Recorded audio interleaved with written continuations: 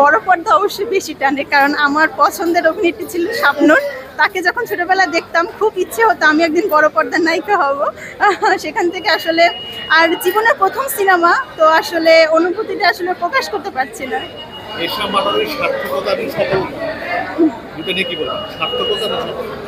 এটা বেশি সার্থকতা আমি বলবো, কারণ আমাদের দর্শকরা এই সিনেমাটার সাথে নিজেদের বাস্তব জীবনকে বেশি কানেক্ট করতে পেরেছে।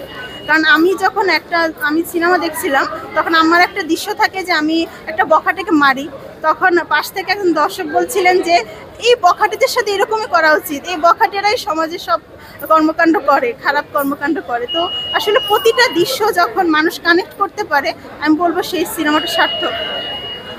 বাস্তব জীবনে এমন কোনো বখাটেকে যদি পেলে মারবেন কি? আমাকে তো আমার ছোট বোন বলেন যে আমি আসলে অনেক বেশি প্রতিবাদী। আসলে আমি প্রতিবাদ করতে পছন্দ করি। আমরা ছাত্ররাইতে আসলে প্রতিবাদ করে এসেছি, দেশ মুক্ত করেছি। আমি আসলে প্রতিবাদ করতে পছন্দ করি। দর্শকদেরকে নিয়ে কি বলতে চান? দর্শকদের অবশ্যই বলবো আমাদের মুক্তিপ্রাপ্ত 6টি সিনেমা, তার ভিতরে অন্যতম আমাদের এশা মার্ডার।